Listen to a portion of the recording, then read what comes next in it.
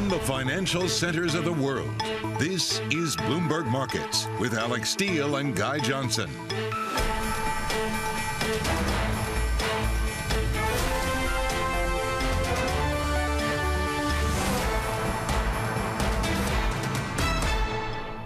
Two p.m. in London, 9 a.m. in New York. Happy 4th of July. What do you need to know? These are the main stories we're tracking this 4th of July. Gas prices continuing to soar in Europe as traders now turn their attention to imminent strikes by Norwegian energy workers. The price has now nearly doubled since the start of June. Germany sees its first monthly trade deficit in 30 years as the prices of imported food, goods and energy surge. Despite all of this, the ECB confirms that it will seek to decarbonise its balance sheet by pivoting corporate reinvestments towards companies that pollute less. Interesting timing on that one. From London, I'm Guy Johnson. Welcome to Bloomberg Markets, everybody. Let's talk about where we are with those markets right now. European equities are bid right now. This is the picture we find ourselves with. We have very light volume. The US is out, as a result of which that is feeding through into the European market space, which is largely reacting, I think, probably to Friday's Wall Street close rather than anything in particular today. Energy stocks, though, are significantly bid. We'll come and talk much more about the energy narrative throughout this show. The German 10-year, though, is, as you can see, on offer, but it was massively bid towards the back end of last week. 1.325 is now the German 10-year. Remember, we've been as high this year as 1.7. And that contract down there at the bottom is Dutch natural gas. That's the contract we use largely here in Europe alongside the UK one. And again, it is up sharply today. Pay attention to this story. It is going to become more and more problematic as we head through summer into winter. And it is a key driver of that German deficit and the inflation narrative that we're watching so carefully at the moment. So let's try and bring it all together, figure out what the second half is ultimately going to look like here, and try and get an understanding of where you should be putting your money to work. Clearly, the inflation narrative has dominated the first half. Maybe the recession narrative dominates the second half. The key question, though, is how do you not lose money in the second half of the year? Let's bring in to try and answer that question Jay Hatfield, Infrastructure Capital Advisors Portfolio Manager and CIO. Jay, happy 4th of July. Thanks for joining us bright and early this Monday. Let's talk about the second half of the year. The first half, very, very bumpy. How do I avoid losing money in the second half? Hi, Guy. It's great to be on. Happy 4th. The first thing is that there's one critical element that almost every investor is missing globally. And that is that the Fed is not behind the curve. They actually have been neutralizing their bond purchases for over a year and shrinking the monetary base this year by almost 15%, which is the fastest since the Great Depression. So if you look at the commodity markets, the Fed has actually brought down at least PPI type inflation, so commodity inflation by 20% over the last month, driven by the lower monetary base, which drives the dollar up 10%.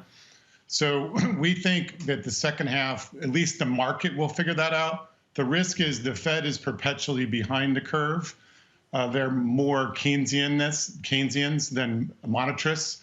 So they may be the last to figure out that they've curbed inflation. So that's a risk. We think we're near the bottoms. You can definitely enter the bond market. We think we're stabilizing. Probably 3% is the area where we'll stabilize on the 10-year in the U.S.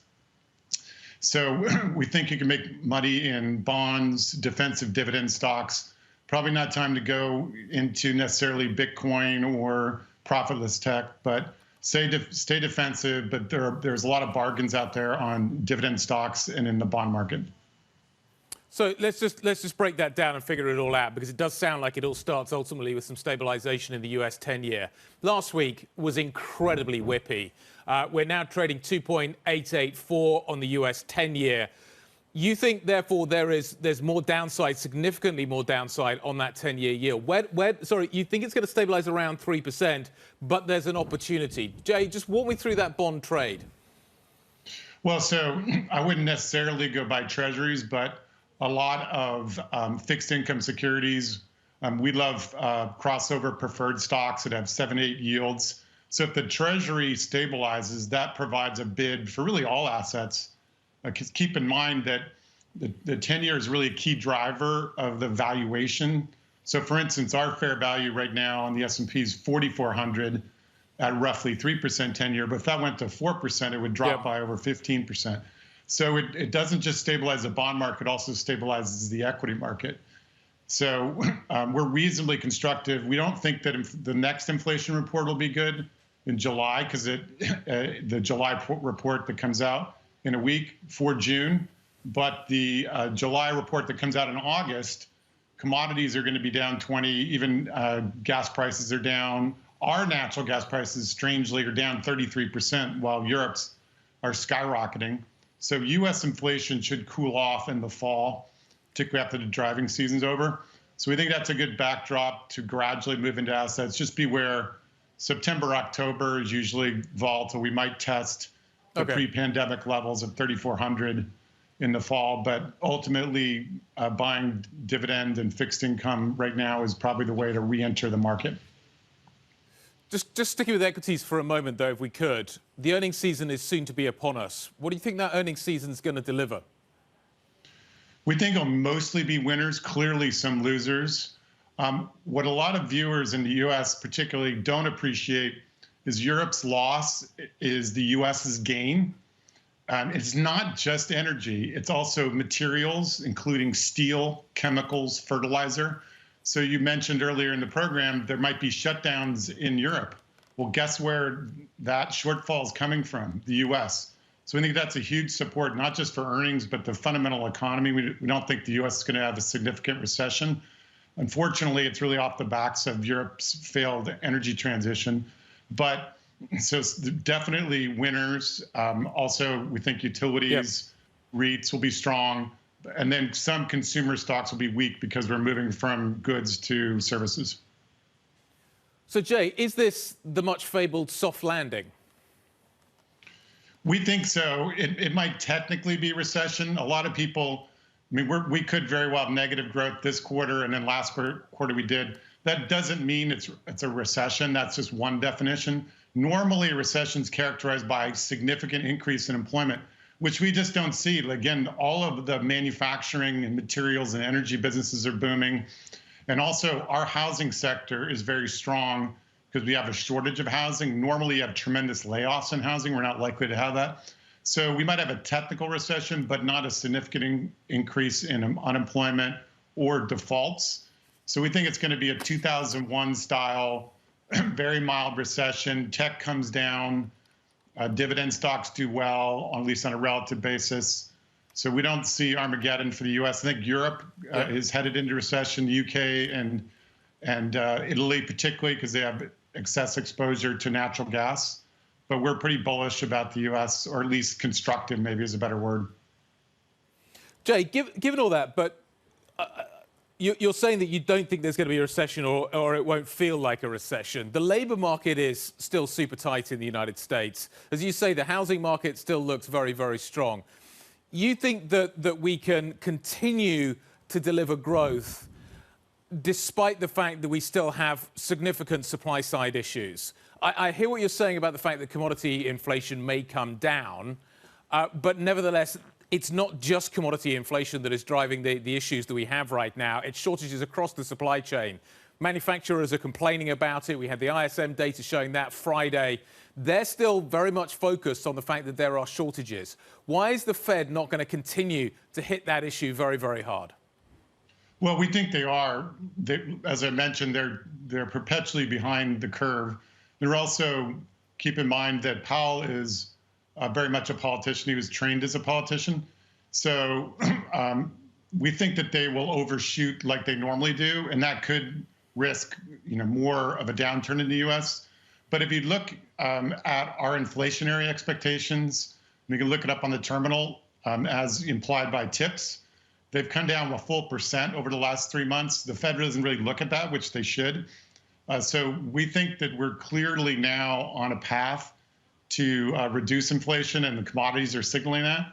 But it is a risk, as you're pointing out, that the Fed is, again, looking in the rearview mirror, completely behind the curve. Yeah. This time on inflation improving. And so they over tighten and they keep shrinking the monetary base, which is a huge risk. As I mentioned, fastest decline since the Great Depression. That's not good for stock and bond markets. That's what's pressured us so far. That's what they did in 2018. But hopefully they back off rather towards the end of the year. Jay, enjoy the fourth. Thanks for your time. Really appreciate it. Jay Hadfield, Infrastructure Capital Advisors Portfolio Manager and CIO. Thank you very much indeed. We need to keep you up to date with what is happening around the world. Here's an opportunity to do that. Here with the First Word News, Angel Feliciano. Angel. Guy, President Biden reportedly may lift some of the Trump-era tariffs on Chinese goods soon. According to the Wall Street Journal, the president could announce this decision this week. Treasury Secretary Janet Yellen has called the tariffs a drag on the economy, but others in the administration see tariffs as leverage to get concessions from China. Russian troops are coming closer to their goal of taking over Ukraine's Donbass region. Ukraine forces withdrew from a key city in Luhansk province, saying that extending its defense would have led to fatal consequences. Meanwhile, Ukraine will unveil a blueprint this week for rebuilding the country. It's expected to cost hundreds of billions of dollars. Experts are calling it the biggest cybersecurity breach in China's history. Unknown hackers claim to have stolen data as many as 1 billion residents in China after breaching a Shanghai police database. The person or group has offered to sell more than 23 terabytes of data for 10 Bitcoin, or about $200,000. Global news 24 hours a day, on air and on Bloomberg Quick Take, powered by more than 2,700 journalists and analysts in more than 120 countries. I'm Angel Feliciano. This is Bloomberg. Guy. Angel, thank you very much indeed. Still ahead, Credit Suisse cutting dozens at its investment bank in Asia. We're going to find out what's going on. That's next. This is Bloomberg.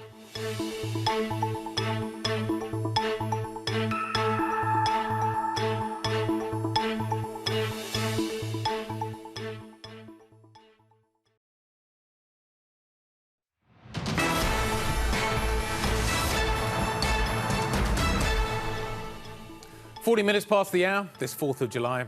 Credit Suisse is cutting more than 24 frontline roles at its investment bank out in Asia. This as the Swiss lender grapples with losses and a weakening outlook for the global economy. Joining us now for more is our EMEA finance reporter, Michael Moore.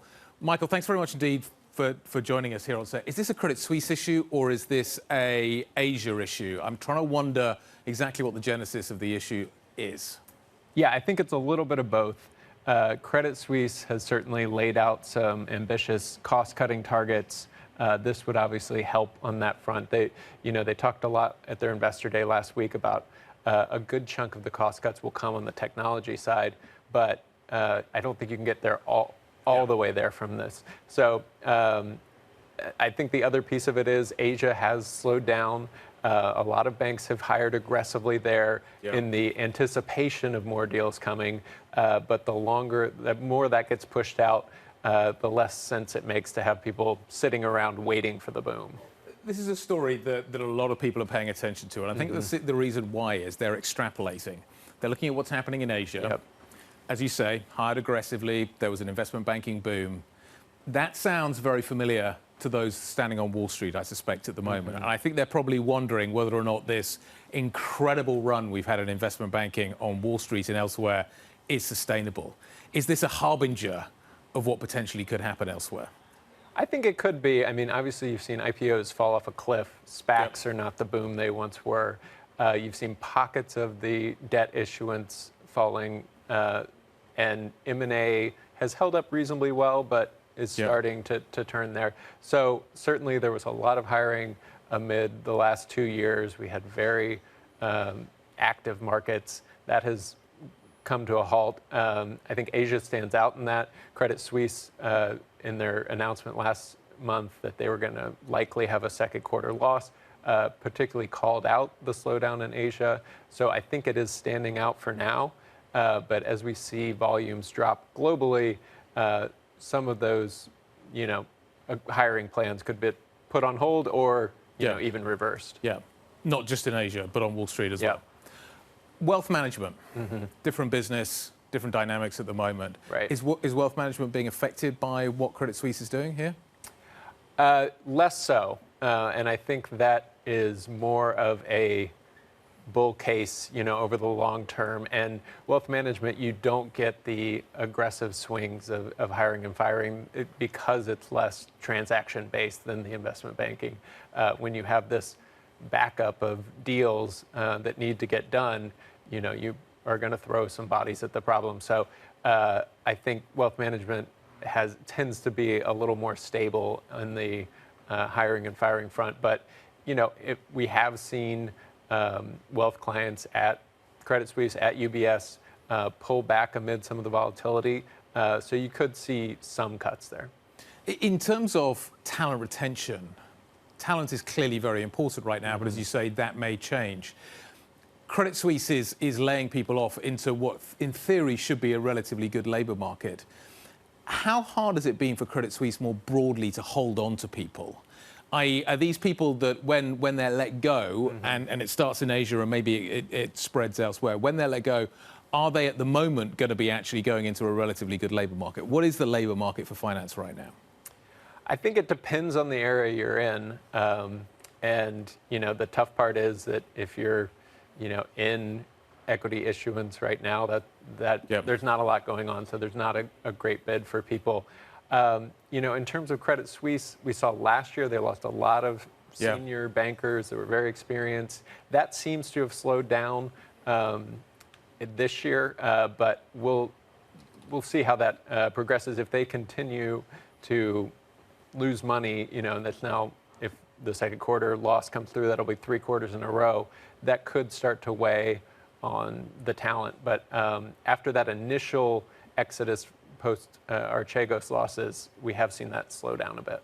Great to catch up, Michael. Thank you very much indeed. Michael, more on what is happening with Credit Suisse. Pay attention to that story, as we've just been discussing, maybe a harbinger of what could be coming later on Wall Street. Coming up right now on this programme, the ECB's Governing Council talking about the fact that there are likely to be more hikes after September. We're going to get the view on what is happening with the Eurozone economy. Chris Watling of Longview Economics is going to join us next. This is Bloomberg.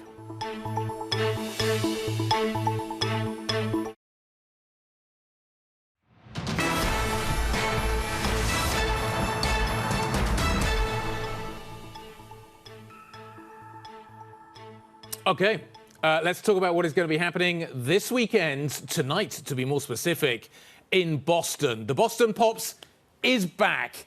Obviously a huge event, not only for Boston, but also for Bloomberg. And we've been taking the temperature, getting a taste of what we can expect. Boston is known for many foods. Lobster. And also... Lobster. Yeah, but also... Lobster and clam chowder. It's chowder. Well, besides seafood, Bostonians have been dining on certain staples for decades, even centuries. Do you know a nickname for Boston that has a food in it? Beantown. Where do you think that comes from? It's not shaped like a bean, I don't know. The home of the beans, this is what it is. Union Oyster House is the oldest continuing operating restaurant in the United States. And besides oysters, they know a thing or two about baked beans. Baked beans started in the 1600s when the colonists arrived. The Native Americans helped them by teaching them how to cook beans. It all starts with salt pork and onions. And then we'll add navy pea beans, brown sugar, dry mustard, garlic powder, molasses, tomato juice, and then just give it a nice mix and bring it up to heat. This recipe has been used for about 100 years. It hasn't deviated since then. Heading from one of America's oldest streets to its first public beach, it's time for a roast beef sandwich. I didn't know roast beef sandwiches were Boston specific. Do you know who claims to have invented the roast beef sandwich? Yes, Kelly's and Revere. We claim we invented the roast beef sandwich. Back in 1951, that is, when a canceled wedding caused a lot of beef. The banquet facility next door brought the roast beef over to the hot dog stand and hand sliced the roast beef and put it on hamburger rolls. And the roast beef sandwich was born. We'll cook it medium rare. The roll is toasted to golden brown. Thinly sliced mayo, cheese, and plenty of barbecue sauce. For dessert, I'm thinking a Boston cream... Ice cream? No. Boston cream donuts. Closer. Boston cream pie, maybe? That's the one invented right here at the Omni Parker House. Even though it's called a Boston cream pie, it's really a cake because they only had pie pans to bake with in the late 1860s. After prepping a basic sponge cake and vanilla pastry cream, assembly begins. Now that we have our sponge cake cooked and cooled, we cut it it in half, add our cooled filling and our top layer. Now we're going to take some pastry cream around the outside for our chocolate ganache. For the white chocolate, we do a spider web. So you start in the center, and then you take your skewer and you go into the center, and then you come back out. We put almonds around the outside to finish our Boston cream pie. From history to presentation, a lot goes into these Boston food staples, but only one thing really matters. Just has to taste good. And I'm sure it does. We are going to take you back to Boston a little bit later on in this program. Romain Bostic is going to be joining us, setting up for us the delights that we can expect later, the fireworks that will be on offer as the Boston Pops gets back into gear. That's later. Let's get an update right now on the Bloomberg Business Flash. Look at some of the biggest business stories in the news right now. Angel Feliciano is back. Guy, the crypto lender Vault has joined several of its rivals in resorting to last-ditch measures to survive the market rout. The Singapore-based company has frozen withdrawals and hired advisors to explore a possible restructuring. Vault says there has been more than $197 million of customer withdrawals since June 12th. Airbus is running behind its 2022 goal for aircraft deliveries. Bloomberg's learned that the company handed over fewer than 300 planes the first half of the year, well behind the 12-month target of 720. Supply chain issues involving staffing and raw material shortages are holding back deliveries. Airbus said last month that 20 planes couldn't be shipped because they didn't have engines yet. And soaring rent growth in London's premium districts is set to slow in the second half of the year. The cost of living crisis is curbing the amount that tenants are able to pay. According to broker Savills, rent rose the most in more than 2 decades in the first 6 months of the year. And that is your Bloomberg Business Flash. Guy? Angel, thank you very much indeed. Coming up, we have Chris Watling, Longview Economics CEO and Chief Market Strategist. We're going to get his take on the gas crisis that is gripping Europe, what it means ultimately for the ECB. We'll also get Chris's take on what is happening with inflation over in the United States of America. That all lies ahead. This is Bloomberg.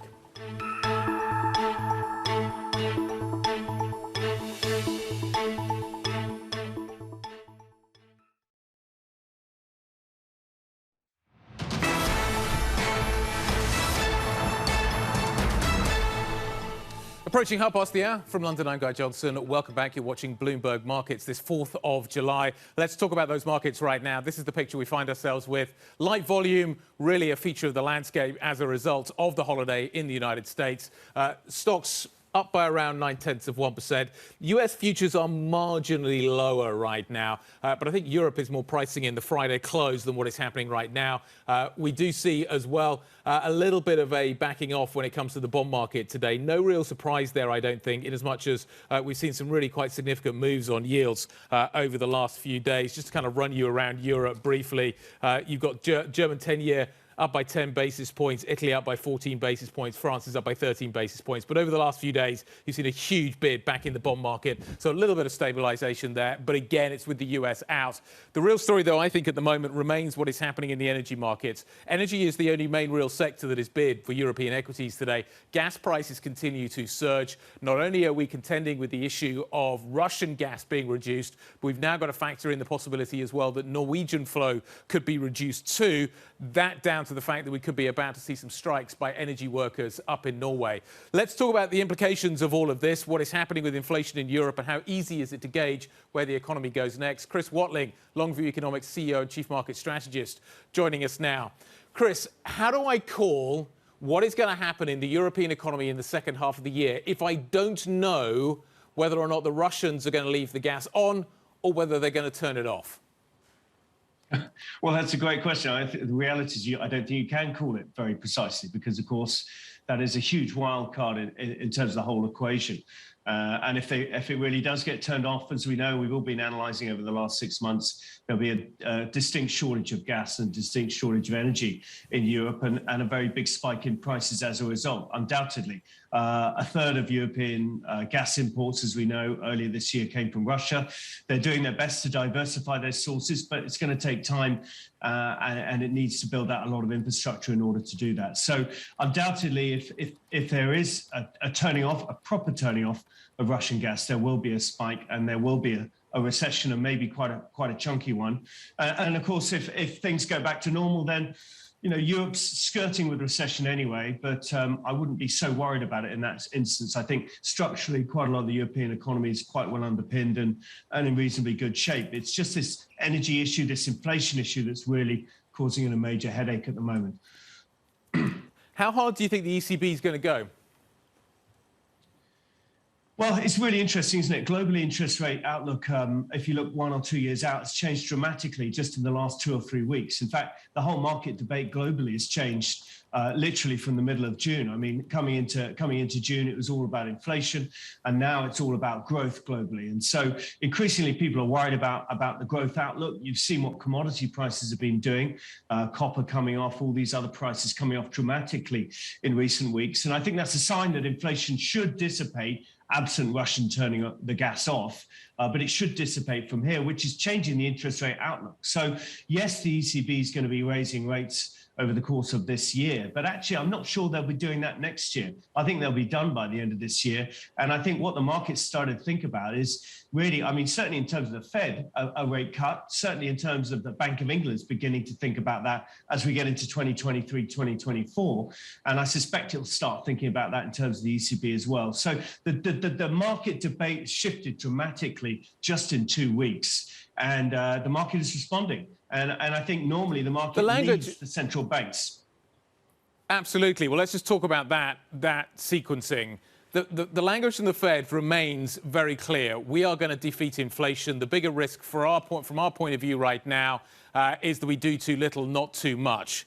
Isn't therefore the kind of the base case still that the Fed in particular is going to keep its foot firmly on the brake at this point until it sees basically inflation coming down very sharply towards target? Well, the Fed is definitely going to raise rates at its next meeting and its next 2 meetings, and probably 75 bips, maybe 50. And then we get into sort of September and what happens then. And that's where, November, September meeting, the market's starting to think about it. And actually, we've taken 25 basis points out of the rate hikes for 2022 if you looked at the end of the year. So in the last 2 weeks, the market's already taking some of the hikes out. So yeah, sure, the Fed's language still is very hawkish. It's very, we heard Powell last week, pretty robust about defeating inflation. And absolutely, they're going to do that. And they're going to want to see inflation come down. But look at the growth rate in M2 money supply in the States. It is now growing meaningfully less than nominal GDP. So if you think inflation's running at 7, 8, 9, nominal GDP is probably not that far off, 10-ish. And then, of course, M2 money supply is growing about 6. So it's much slower than the growth rate of nominal GDP, which suggests it's actually not enough money to service this growth, which means inflation should slow from here. So we could see inflation come down pretty fast over the course of the second half of the year. And that could change a lot of the Fed's rhetoric as you get into the end of Q3, beginning of Q4. But as I say, the market moves ahead of the Fed, and it's started to move in the last 2 weeks in quite a big way. So what do you do with equities in this scenario? Well, the recession risks are clearly growing. There's no doubt about that. It's still not our base case in the States. I think it is in the Eurozone. But yeah, I mean, what do you do with equities? It looks to me with rates coming off here, they're underpinned for now. We're due a bear market rally or maybe a resumption of the uptrend. So I wouldn't move too fast to be bearish here. But, the concerns are certainly building for the fourth quarter and into 2023. But yeah, look, it's been such a tough first half. And normally what you see in tough first half is some improvement in the second half. And I think if those rates come off and inflation starts coming off, that will allow the market to breathe. So, it depends on your time frame, but certainly if you're a short-term trader, I wouldn't be too bearish here. If you're a long-term investor, I'd be watching things for the next few weeks or months. I think we'll have a lot of information on inflation over the next few weeks. And I think that'll be quite insightful and helpful, particularly the way commodity prices behave. I'm particularly looking at the oil price. If that starts coming off, I think that's a real encouragement for the equity market. How low do you think equities could go, though? Not in the short term, where, as you say, we're starting to see signs of stabilization. But over the medium term, what kind of entry points would you be looking for? Are we going to get down to, I don't know, mid-3000s on the S&P? Could we go lower than that? Could it start with a 2 handle? What's the potential downside if we do get a recession that starts to hit the bottom line and the earnings story starts to deteriorate? Well, if we get a recession that starts to hit the bottom line and you've got, the earnings have to be revised down, as you say, typically in a recession, earnings go down roughly between 20 and 40%, depending on the depth of the recession. In the global financial crisis, it was more like 40. In the 2001 recession, it was milder. In the pandemic, it was quicker as well. It was more like 20. So you've got to do that as a minimum, really. And then you're probably going to lower the valuation metric on the S&P 500 as well.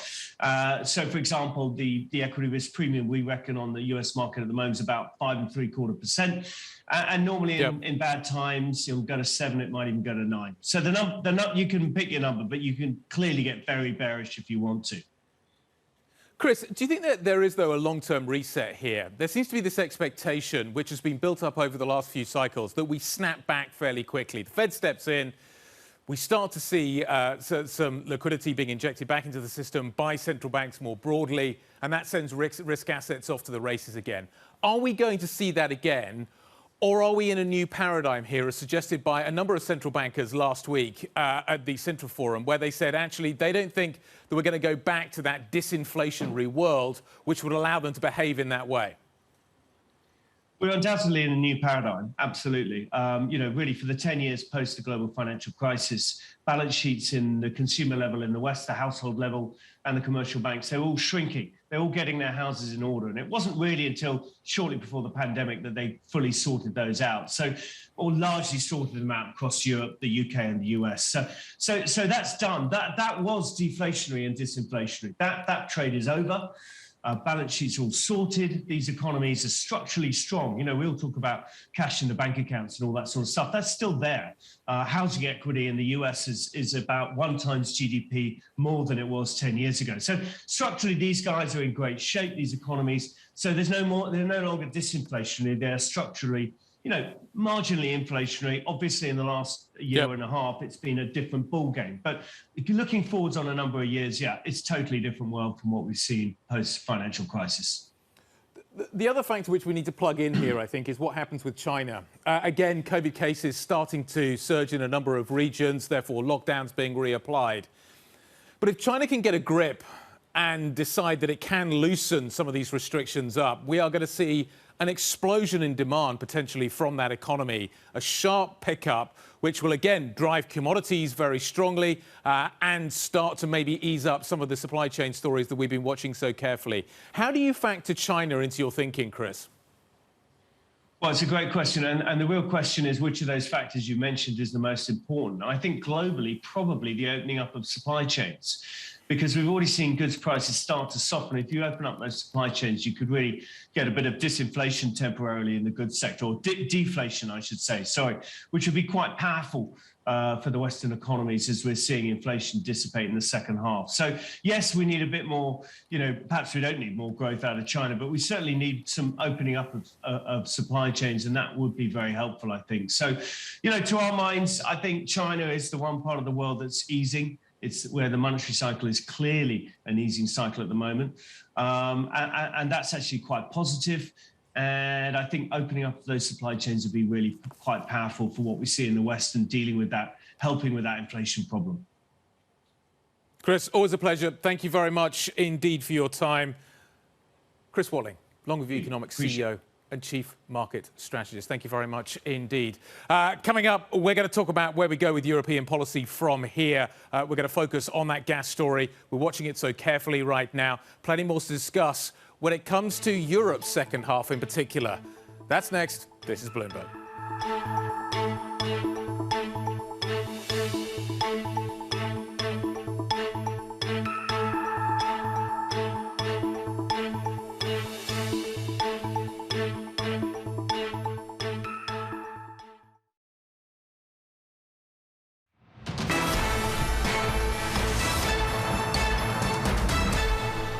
So European leaders are meeting right now to discuss Ukraine's future, even, of course, as the country deals with its horrific present. For more now, let's go to Lugano in Switzerland and bring in Bloomberg's Maria Tadeo, who joins us now from the Ukraine Recovery Conference in Lugano. She's joined by Valdis Dombrovskis, the European Commission's European Vice President. Maria, over to you. Yes, Guy, we're here in Lugano with the weather that's very changing today. I'm not sure if it means anything, but Commissioner and of course, Mr. Dombrovskis is joining us now. I know that you've been here talking about the reconstruction of Ukraine. Some of the numbers that we've seen being put out today are enormous. Everything from 100 billion euros to potentially 500. Yesterday, even 1 trillion euros were floated. In terms of the actual short-term funding, what does Ukraine need? Good afternoon. Well, first of all, indeed, we need to distinguish the two. Short-term assistance to help Ukraine at this current stage, and then more like post-war reconstruction. And at today's conference in Lugano, we're looking at both aspects. As regards short-term financial assistance needs, International Monetary Fund is putting the financing gap of Ukraine at $39 billion this year. So it's a very substantial amount of funding. So from the EU side, we are currently working on additional 9 billion euros macro-financial assistance program.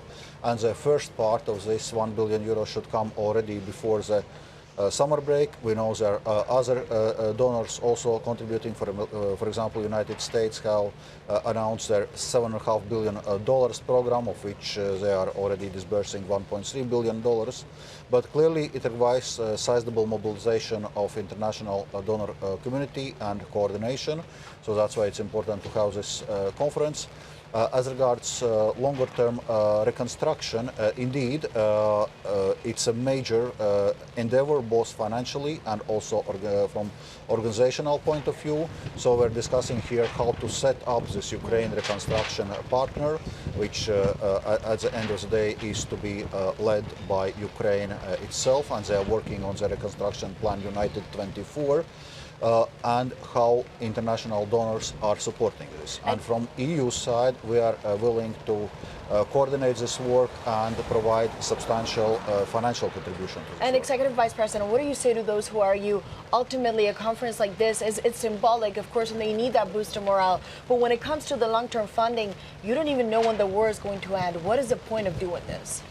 Well, exactly. We do not know at this stage when the end is, when the war is ending, but we need to start the preparations already now when it's coming. So when ready, when we really need to start with a reconstruction. And in between, also besides the short-term financing needs, it's also immediate repairs of critical infrastructure which needs to be done in Ukraine. And then the Ukrainians do seem to say they need some time, at least to buy some time to be able to go back on the counter-attack to Russian forces, which made some gains over the weekend. But I do wonder, at the G7, I remember this because I was there, Christian Lindner, the German finance minister, said there won't be a default. The Ukrainians have the short-term money needed, that they need. That's all covered now. But then we hear from Ukrainians actually saying it may be more on a monthly basis. Are you prepared to underwrite that if the numbers go up in crescendo? I was mentioning the 9 billion macro-financial assistance program we are currently working. No, it's something which from the Commission side we're already working and already delivering the first billion of this. And we know that also other countries, international financial institutions, European financial institutions are all contributing their part, because this financing need is indeed very sizable. Of course, estimates vary. I mentioned this IMF estimate at $39 billion by the end of the year.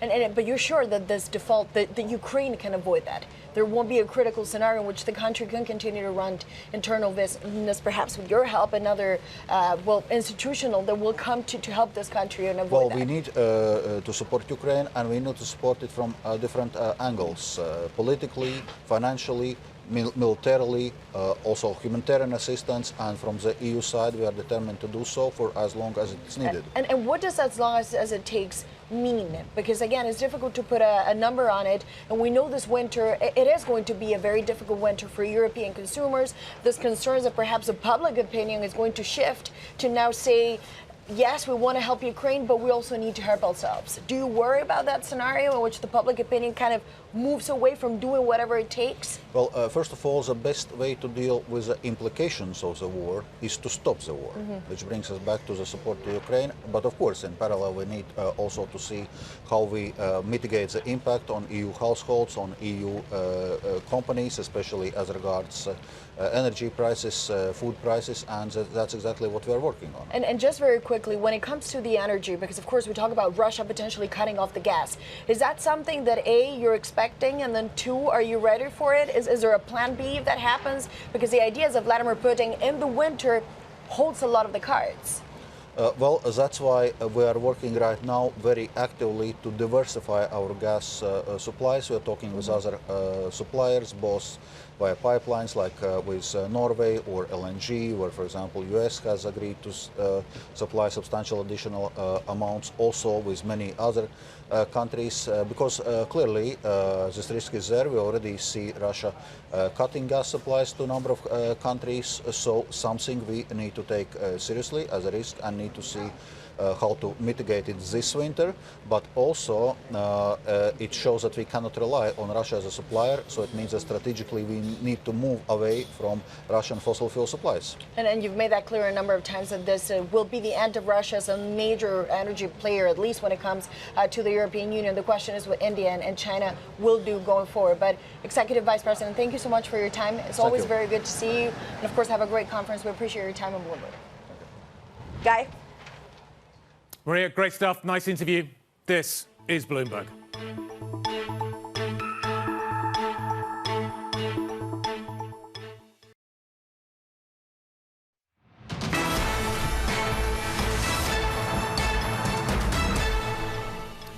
Okay, I want to take you to Boston ahead of the fireworks this evening. Our Romain Bostic is there ahead of the Boston Pops 4th of July. Spectacular. Romain, let's start on a more somber note before we get to the fireworks. A moment ago, we were in Lugano in Switzerland talking about the reconstruction of Ukraine. Will the war make its presence felt where you are this evening? That is the plan. We heard from the Boston Pops conductor, Keith Lockhart, yesterday. He talked a lot about the importance of just marking the war. 100 days passed since the invasion into Ukraine. There will be a special tribute to the men and women who are fighting for their freedom over there. In fact, the big theme of this year's Boston Pops, which of course is here to celebrate the birthday of the United States of America, it's also going to focus a lot on the fight for freedom and equality around the world. And there will be a playing of the Ukraine national anthem as well. Romain, it's the first time that you guys have been back for a while.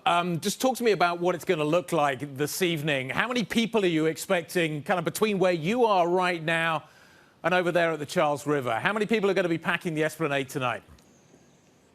They're looking at about 400,000 people are expected to come over here. Of course, the bandshell is right behind me. That's the stage that we'll all be on. Out in front of me, though, is just the beautiful esplanade along the Charles River. Everyone is going to pack here, not only to see the show, but, of course, the fireworks at the end, which are over the Charles River. This is a big deal. It's a big event in Boston, and it's an event, of course, that hasn't actually occurred here in its location since 2019 because of the disruptions from the pandemic. So there's a lot of excitement about this being back, and everyone is very happy to see it.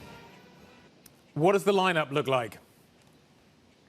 Yeah, got Heather Headley, a Tony Award-winning actress and singer, is going to be here. Shaka Khan is a big headliner, the Queen of Funk. Javier Colon, who has sort of this acoustic soul sound. And then, of course, you just have the Boston Pops Orchestra, which is a big part of the reason why a lot of people come here. They are just fantastic. Not only do they do all of the sort of traditional patriotic songs, but this year is going to be interesting, Guy. There's actually several new songs that they've written specifically for this occasion, including one that's dedicated to the 54th Massachusetts Infantry. This is the Massachusetts Infantry that was made famous in the movie Glory. It was the second all-black regiment in the United States of America that fought during the Civil War and was memorialized in that Academy Award-winning movie, Glory. And there's a special song that was composed just for this occasion, written by Julius P. Williams. Romain, I can't wait. It's going to be a little late for me, but nevertheless, I'm looking forward to seeing those fireworks. You have a great evening. Thank you very much indeed. Romain and the rest of the team are going to be warming us up to that huge event that is going to be coming up a little bit later on. The Boston Pops 4th of July Spectacular, 8 p.m. Eastern. You can watch it right here, of course, on Bloomberg Television. Coming up, we're going to continue to track what is happening with these markets, watching an equity market that is reasonably well bid right now. We're also going to take you back to that Ukraine story and get more on the details of the reconstruction. That's next. This is Bloomberg.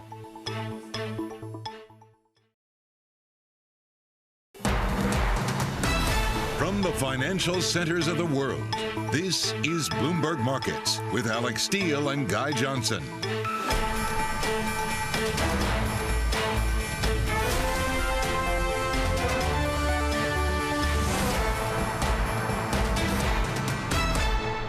So this is Bloomberg Markets. I'm Guy Johnson. 3 p.m. here in London, 10 a.m. over in New York. US markets, of course, closed. It is Independence Day. It is the 4th of July. Happy 4th. Here are our top stories at this hour. Gas prices continue to soar in Europe. Traders turning their attention now to imminent strikes by Norwegian energy workers. The price has now nearly doubled since the start of June.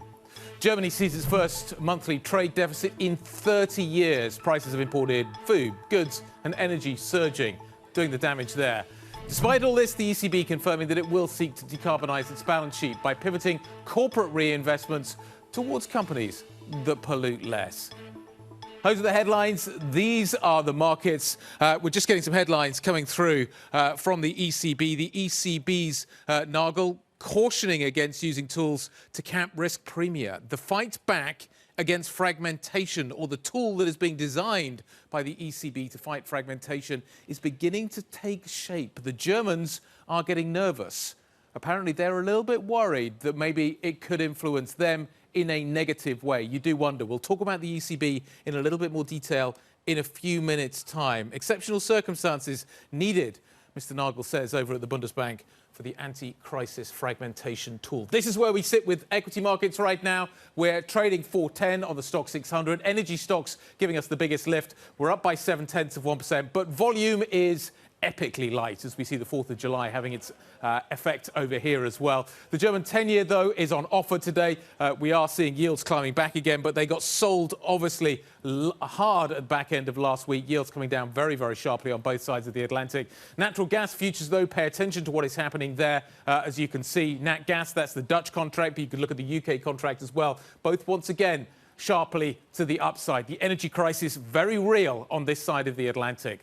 Let's talk more about how this is all going to impact markets in the second half of the year. Kate Faddis, President and CIO of Grace Capital, joins us now. Kate, I haven't seen you for a few weeks. We had a bumpy first half. How am I going to avoid losing money in the second? Well, Guy, thank you for having me. I think the way to avoid losing money is to learn how to invest in an inflationary world. That's a new world we're in. We haven't seen this for, 30, 35 years. So you've got to learn how to work in an inflationary world. And that's what we're working on. That's what we're thinking about. So what does that mean?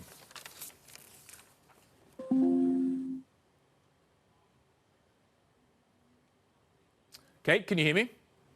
I can hear you now. Okay, we just had a little glitch there, a little bit of a blip, a transatlantic gremlin. Kate, let's talk about what that means in terms of how I want to be investing. Well, what you have to do, Guy, is you have to stay away from things like cash, fixed income, anything that does not reprice with inflation. So what does reprice with inflation? Real estate does. Equities broadly do. And commodities. Commodities really reprice with inflation. That's what you're seeing with energy. You're seeing that with other commodities. Problem with commodities is that they suck. They're terrible investments. However, you can invest in companies in the commodity space. A company like Rio Tinto is something we like. It yields 12%. Okay, another company very similar in that space is something like a BHP. Okay, also iron ore, copper. Now, these are lousy from an ESG point of view, which is important to us. But if you're trying to make money in this environment, that's what you have to do. The other thing is floating rate securities. Look at something like the I-bond. The I-bond is now yielding 9% because it's repricing. So as interest rates reprice, tips, all these things reprice. Right. Kate, just come back to the mining stocks. Copper's down 18% over the last few weeks. I think it's down 25% since the recent high. Some of these metals are beginning to unwind a little bit. aren't you a little concerned that maybe some of the peaks are in, and with inflation rising, these companies are going to get squeezed just as other companies are? So the top line isn't moving quite as aggressively as it was, but the costs in the middle are going to continue to be hit. Aren't the likes of Rio going to be suffering in that kind of scenario? You're getting a 12% yield. Nothing matters. Rio knows how to operate in this environment. They have been operating for decades. They have 12%. They make 20, 25% free cash flow margins. These companies have very light balance sheets. They're very, very successful. They know how to operate in this environment. Same thing with BHP. So you're not worried about capital appreciation. You're not worried about what happens as much with the share price. It's that dividend which is driving you here. It's the dividend that's driving you, and ultimately the share price will follow. So I'm not concerned at all. That's what I mean by you don't want to go invest in the actual commodity, because copper goes up, copper goes down. But if you buy the companies and you're getting the income, and then you may be in a super cycle right now with everything that's going on. So that's why I think these are interesting investments. Talking of earnings more broadly, we're about to see the earnings season starting once again. There is a sense of nervousness that actually this could be the start of quite a deterioration on the earnings front. We've already seen, obviously, multiple compression, valuation compression. Are we about to see the second leg when it comes to equities more broadly as we start to see weakness in earnings? We are, and it's also going to be the kitchen sink phenomenon, where companies are saying, hey, it's just bad news, let's dump the kitchen sink in. So, but what's happening is that the market anticipates all this. So the market is probably ahead of earnings. So I would argue that even if we have weak earnings, the stocks may actually recover because the market is looking through all this.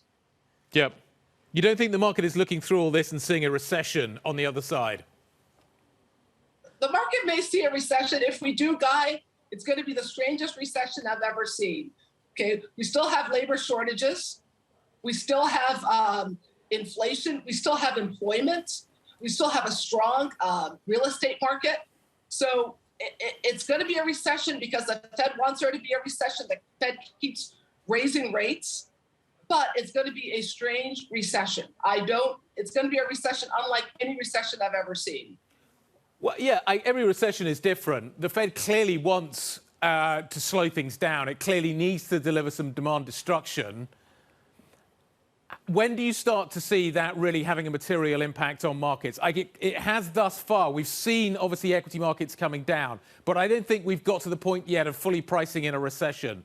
What do you as an investor do in the kind of recession that you're expecting? As you say, you've still got a relatively good housing market. You've still got a relatively good labor market. Presumably the Fed is going to have to stomp on both of those.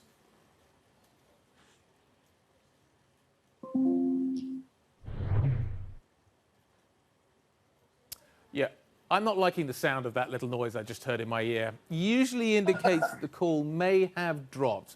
Kate, are you still with us? I'm still with us. I'm still with you. You're still with, excellent. Well, that's good. That's good. We like that. So what do I want to do in that kind of recession? Because Kate, the Fed is, if it sees that kind of strength in the housing market and in the labor market, it's going to take that as a signal that it needs to do more. I think the main thing the Fed is looking at is the energy price. Okay, people are feeling pain at the pump. So I think as oil production ramps up and we see relief at the energy side, that's going to greatly improve the inflation picture. The other thing, too, is that the comps are not going to be as demanding as they were. I mean, we've had some couple of very strong years. I would hope to believe that inflation is going to ebb. However, in the end, so long as we have inflation, the Fed, I agree with you, they're going to stomp on this. They're going to stomp on this and do their best. I think the equity markets have looked through it, and they're going to reprice. We're going to be looking at companies that can reprice, markets are going to pivot. They're going to pivot to some of the items I talked about, tips, floating rate bonds. So the market is going to react. So there are going to be some sectors that are going to be winners and some sectors that are going to be losers. Kate, we're going to leave it there. Few connection issues starting to manifest themselves. Kate Faddis, enjoy the 4th. Kate Faddis, the president and CIO of Grace Capital. Coming up, we're going to get back to that issue of rebuilding Ukraine. There is a large conference taking place down in Lugano in Switzerland, where the weather doesn't look that rosy right now. But nevertheless, Maria Tadeo is there. She is going to be speaking to Oldi Reno-Brasso, European Bank for Reconstruction and Development. She is the president at the EBRD. That conversation is next. This is Bloomberg.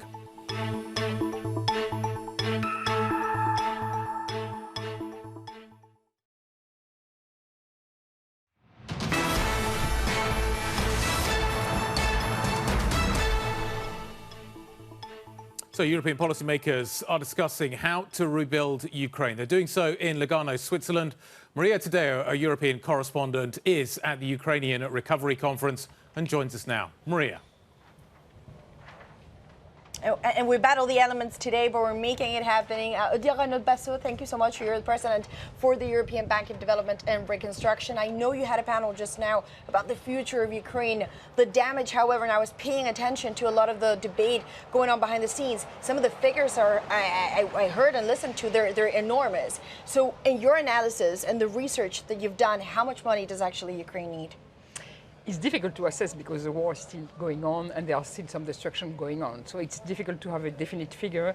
But I think the assessment, the shared assessment is that infrastructure, the level of infrastructure destroyed is around 100 billion, so which is huge. 100 billion. 100 billion. It's a big number. And then, of course, you have the losses related, that the private sector support because of loss of opportunity, loss of capacity to develop, to grow, to sell your business and so forth. So I think that, the losses will be, and the impact of the economy is huge because, the assessment is that the economy will shrink by at least 40-50%, which is a huge loss of capital and revenues. And of course, the east part of the country does appear to be almost fully destroyed in some areas. But I wonder, that's for the long term, which I take, when you say 100 billion euros, is that in the space of 10 years, perhaps? That's what I seem to picked up. It's the overall stretch will be that. But that's only for the infrastructure. Then comes a bigger package. Yes, and then you will need also to provide equity for the company, maybe for the banking sector and so forth. So probably more than 100 billion overall. More than that, and I've heard some analysis that says even 1 trillion euros could be in the cards over the long term. But I do wonder, on the short term, it did seem that the funding needs for the country were covered for the year. The G7 agreed to that. I know I spoke to the German finance minister, but the talk again of a debt restructuring, even potentially a default of Ukraine, that is picking up some momentum. What was your impression when you spoke with the Ukrainian delegation inside? Can they weather the storm? I think that there has been indeed a lot of focus, and rightly so, from the international community to cover the budget needs. And indeed, following the G7, EU, the US, the big G7 countries, all committed to finance to cover the 5 billion needed per month in the short term. And I think so. This is in the process of being implemented. So it takes time because you have to go to Parliament to find a way to get the financing. I know the EU is working a lot on getting 9 billion macro-financial assistance. So it's in the process, in the making.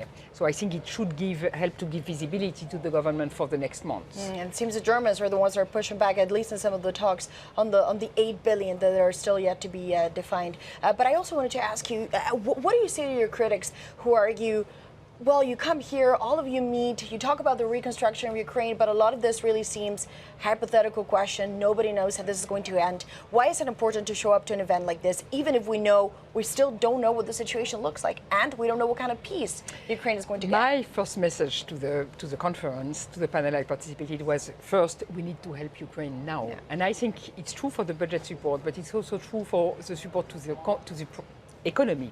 And as EBRD, we are financing the infrastructures, railway, naphtha, the gas company, electricity company, private sector businesses doing in the agribusiness, in pharmaceutical. This is very important to keep the economy afloat. And this will help for reconstruction because the more the economy is still on its feet and function, the more the private sector can do business and so forth, the better it will be, the better place the country will be for reconstruction. So I think it's very important. this being said, it's also important to start thinking about rebuilding, reconstruction, and also to think about scenarios, because I mean, reconstruction may not happen at once. You know, suddenly you have a peace agreement, everything is settled.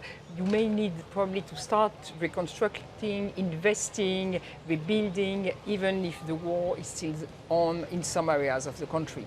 So I think that's something we need to work on. And the reconstruction, it will be a huge task. It requires a lot of preparation in terms of coordination, defining the priorities, the methodology, and so forth. So it's good to think about that early on. And how, and just very briefly, and I wonder, because ultimately this will be the question. The Ukrainians always say the Russians are going to have to pay reparations, and they will be huge. Behind the scenes, not a lot of officials believe that will happen. Vladimir Putin is not going to pay a cent in this country. The Americans have spent a lot of money on the weapons. So the impression that I get is that this will fall predominantly on the Europeans and the European Union. Can the EU weather this, and institutions like yours really provide that funding? Because it's huge, it's a big mission. Currently, I think the whole international community, you of course, but also US, Canada, country like Switzerland, everybody is contributing to support budget and the economy. For example, EBRD, we receive a lot of donor support in order to able us to take some additional risk now, because we are still, as a bank, financing the country and project in the country now, and for that we share the risk with donor support. So there is an effort from everybody, I think, and it will need to continue to be like that. Of course, EU will have a big role to play. But do you believe it will be Europe essentially that's going to lead this? The big Marshall Plan this time is European, not American? Europe will have a big role to play, also because of the European perspective. Now the country, Ukraine, is candidate country, so this will give to Europe a big responsibility in terms of the reform agenda, because everybody knows reform will be driven by this perspective of EU membership, but also, of course, in terms of financial support. But I think it will have to be a shared effort, and I'm sure other partners globally who feel a big democracy, who feel really very concerned about the development, will also participate to the rebuilding of Ukraine. And Madame, of course, when you look at the situation in the country, just a final question, because you've mentioned this twice. You said the word reforms in the space of a minute. A lot of the criticism of the Ukrainian economy for a while is still very much led by the old oligarchs, that there are problems with rule of law and the reforms really need to happen. Is that doable in the midst of a war? Do you trust that this country, the government of President Zelensky, can do what every previous administration seems to have failed to some extent? I think it will be extremely important in the reconstruction, and what is very important now is, in the context of the war, is first of all to avoid backtracking on reform, because a lot of reforms have been done on governance, for example, in public companies and so forth. There has been a lot of reform and transformation, fight against corruption with NABU. I mean, a lot of institutions have been put in place, and I think it's very important to preserve their functioning and their ability to act. So no backtracking. I think that's at the current juncture, this is what is very important. And then start engaging into new reform whenever possible, because of course everybody understands that for the government the challenges are huge now, and so, but I think it's good still to have this perspective and to think about the key issues that will be important. That when you think about it, reconstruction will need a lot of private investors and foreign investors, and for that reform will be very important. To have a stability, credible, transparent environment, it will be key. And to be fair, the Ukrainians today have said that they want to do that, and they blame it a lot on the old Soviet system. They want to say they want to transform their economy going into the future. Yes, and I think they know that it's not only because of the EU membership and so forth, but it is their interest. Well, thank you so much for that. Diarra Nudbessa, of course, President of the European Bank for Development and Reconstruction. It's a pleasure to see you in Lugano. Maybe the weather changes tonight and we'll have I hope so. Better weather, less windy. But if not, we'll try again. Thank you so much. Very much. Guy? Maria, thank you very much indeed. Again, nice interview. Maria Tadeo joining us from Lugano.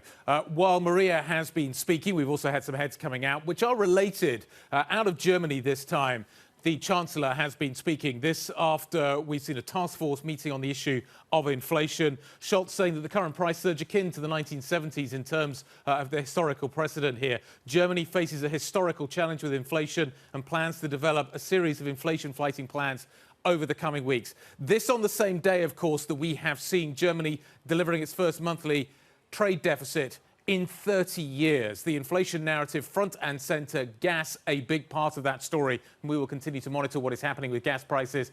What we are looking at right now is another surge in gas prices. Equities going sideways.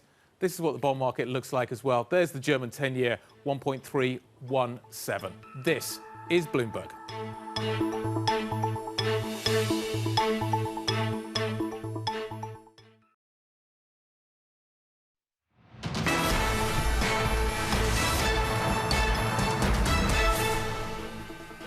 Now, keeping you up to date with the news from around the world, here's the first word. I'm Angel Feliciano.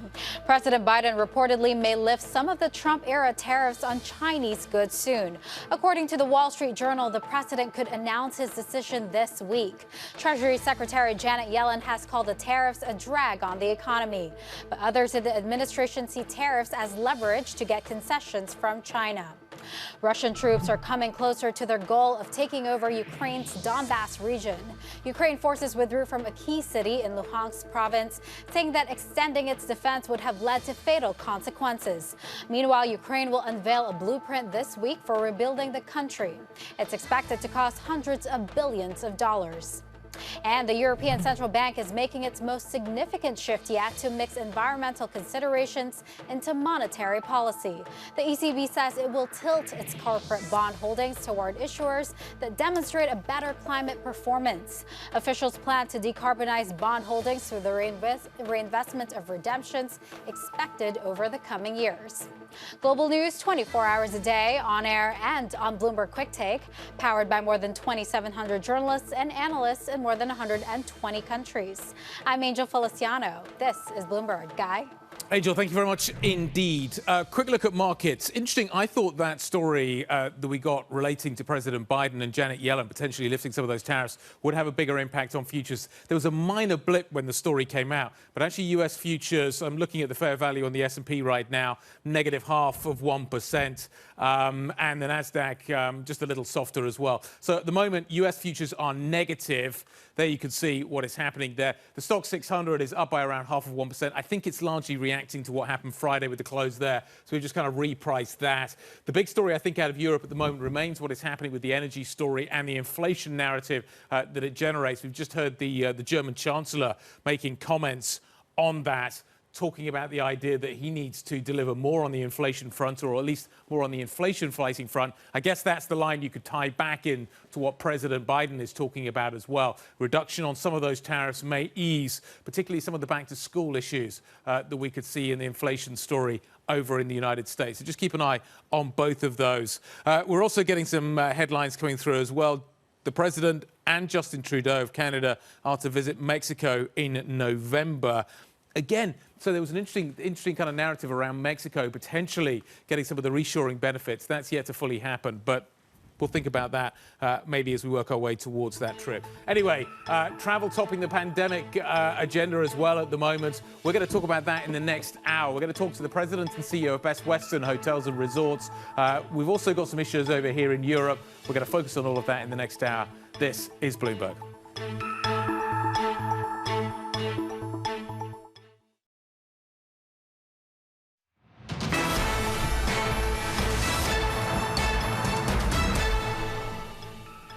So we've got, an hour to go until the end of trading here in Europe. Really light volume, though, a feature of the landscape. It is the 4th of July, as a result of which Wall Street is out, which sucks volume out of the narrative over here. I want to talk a little bit about what's happening in the travel space. There's a number of different angles I want to pursue. The first one I want to talk a little bit about is what is happening with EasyJet, but we need to talk about Airbus as well. Let's start off with EasyJet. So the low-cost carrier here in Europe really struggling.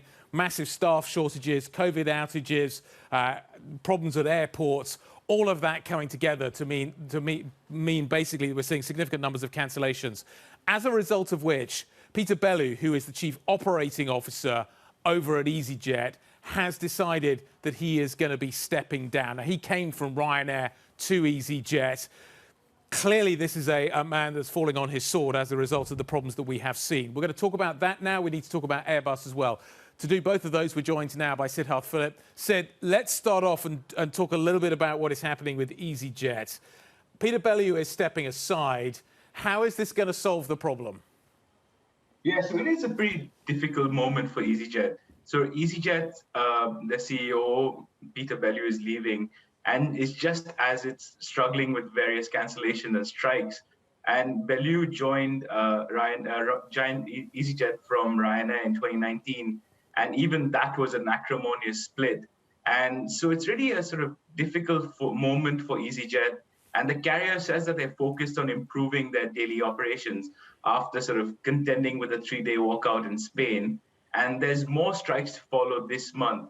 So it's not really easy. And David Morgan, who previously filled the role on a temporary basis, is now stepping in as interim COO. And he will also have to deal with the reined in some capacity at EasyJet's biggest hubs in London Gatwick and Schiphol Airport in Amsterdam.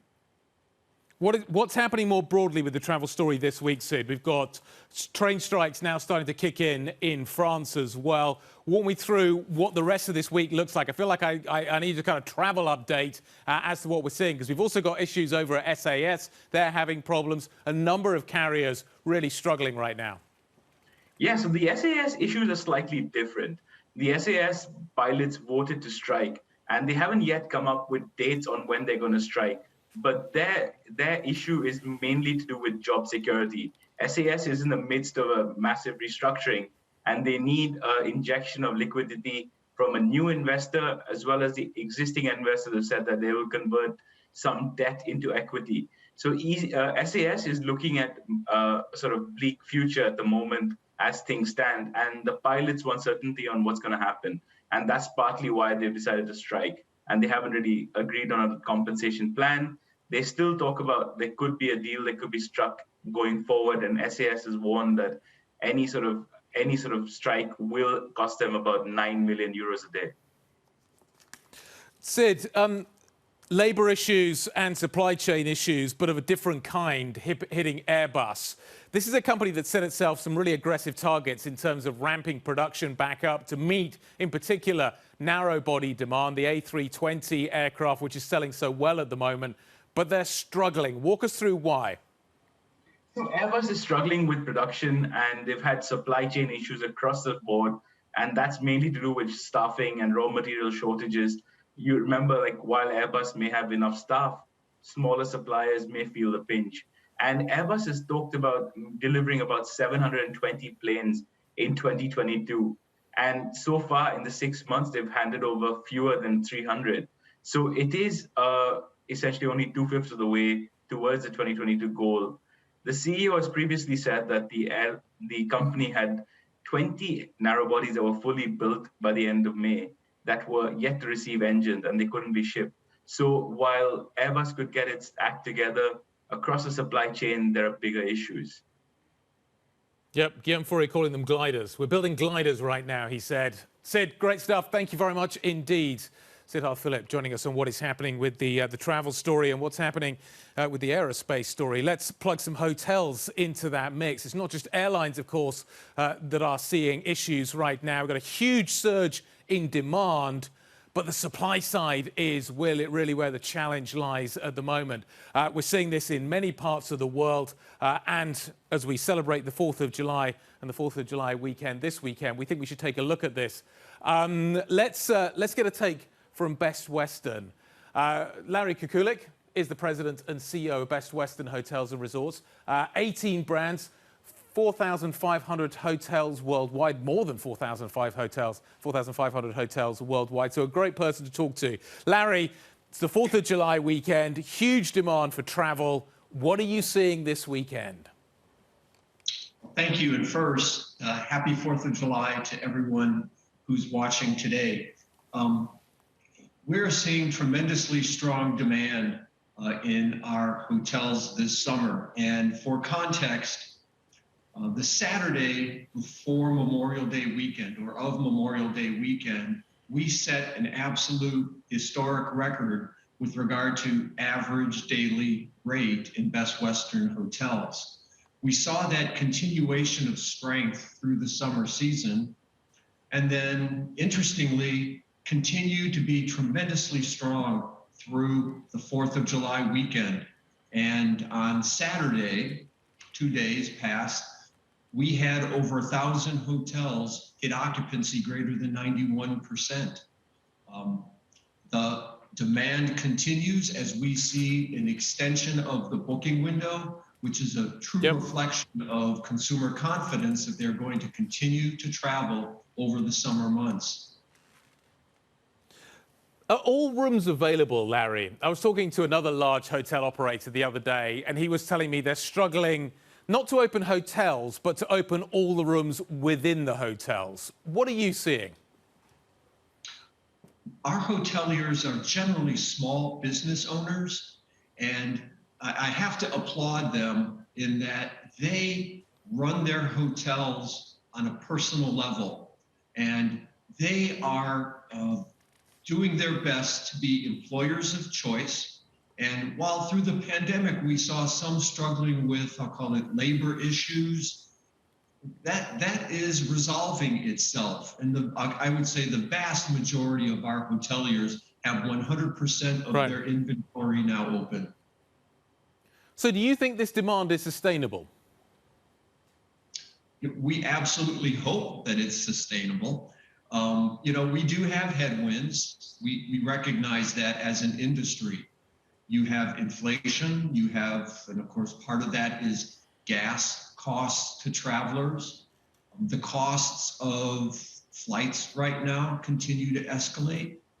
But as I mentioned earlier, we see that booking window continuing to expand, which is a true reflection of travelers being confident that when they book, they will in fact travel.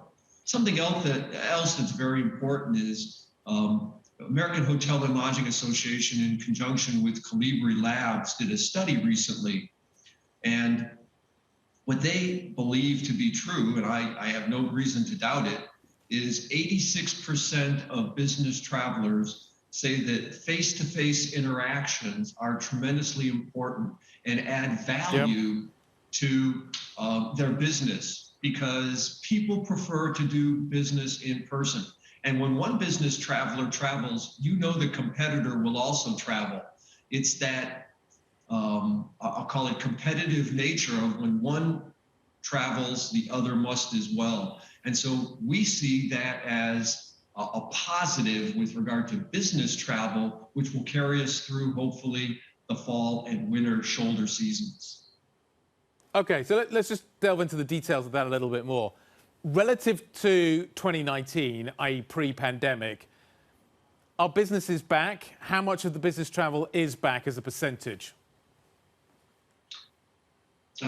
Again, the study that I'll rely upon that was done by Aviation and Calibri Labs say that business travel is approximately 80% of where it was. And so Larry, is that what you're seeing with your business? I appreciate the study, but is that what you're seeing in terms of the hotels that you guys are running? Absolutely, absolutely. You know, we see that midweek business, which is what we'll call the travel business, returning to our hoteliers as well. Yes, sir. And in terms of the geography, you've got a huge footprint, Larry. What are you seeing in terms of the geography? What differences are we seeing geographically in the areas that you operate?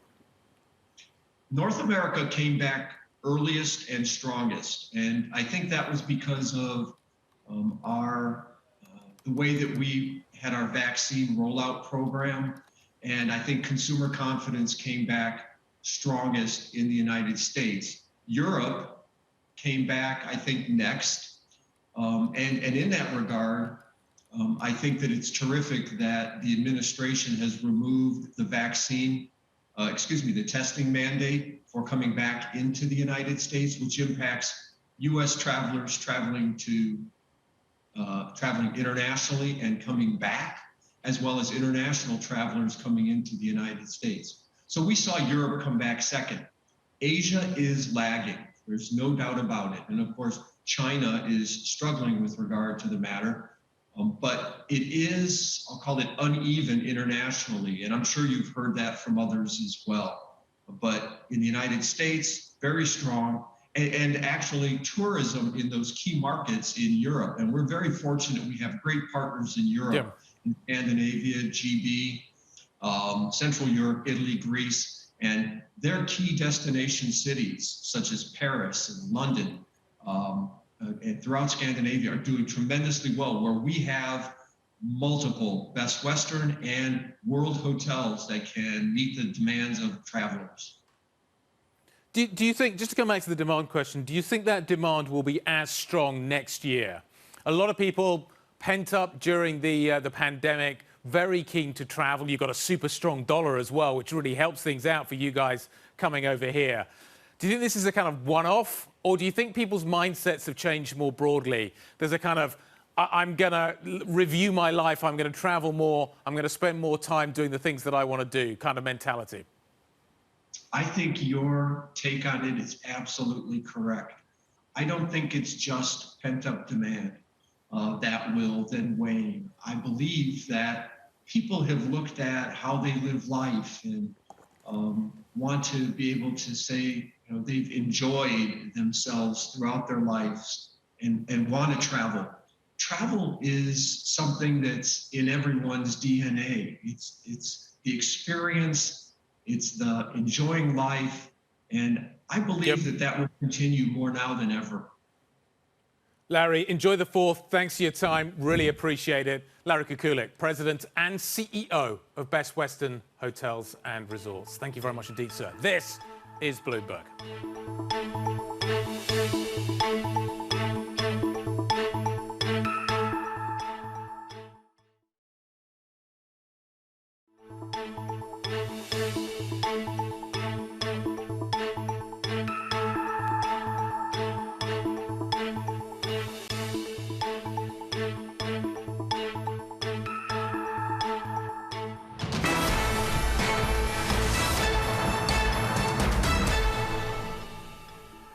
So Italian debt BTPs currently trading 189.2 basis points over German debt.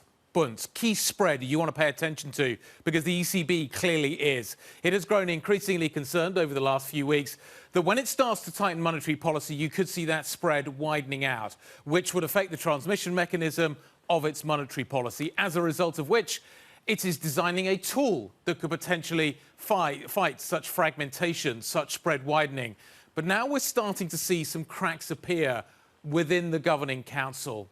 Cracks that are maybe right at the core of that governing council. Joachim Nagel over at the Bundesbank, also in Frankfurt, indicating today that he has concerns about the use of this new special anti-fragmentation tool. What are his concerns and what impact could it have? At the moment, I'm not seeing much market reaction. Alex Weber covers the ECB for Bloomberg and joins us now from Frankfurt. Alex, let's talk a little bit about Mr. Nagel's concerns. What are they? So he's, for example, he's concerned that the distinction between what's a justified spread and what's an unjustified spread could get you in dire straits, as he says. So he really wants to see some conditionality on the fiscal front to make sure that the ECB isn't just dishing out cash to governments that are irresponsible about their finances. And he's just concerned in general that this leads to questions that were already dealt with during the debt crisis, meaning monetary financing, and also that it gets in the way of fighting inflation, which is running at record levels. So buying bonds, as would probably be a key feature of this new crisis tool, naturally goes against the fight inflation. So this has to be dealt with. Presumably he's trying to do this before we actually get the details of what the tool is going to look like. He's trying to shape the debate before the final tool is unveiled. When are we going to see that, do you think? So we are all waiting for it to be unveiled at the next Governing Council meeting, which is on July 21st. We've already heard from ECB policymakers that this is a time when it's going to be announced. Otherwise, I mean, they flagged that they've announced that they're working on this tool, and they just think Lagarde can't face the public at the press conference another time without having something to show the markets. What are they planning? Do you think Nagel is alone? Obviously, the hawks have been voicing their concern about inflation a great deal over the last few days and weeks. Do you think others share his concerns on the Governing Council? So it's not as straightforward. This this speech from today was certainly the most critical intervention we've heard so far on this topic. There are other hawkish policymakers like Belgium's Pierre Wunsch who've been more constructive. The reason could be that they see it as a precondition for higher interest rates. So they may have accepted that without such a tool, there may not be higher interest rates, which they urgently want. So they may just have buried their concerns about that for now. But Nagel's intervention shows that there are some concerns on the Governing Council. Alex, thank you for stepping in and updating us. Thank you very much indeed. Alex Weber, Bloomberg's Eurozone economy reporter, joining us from Frankfurt. From London, this is Bloomberg.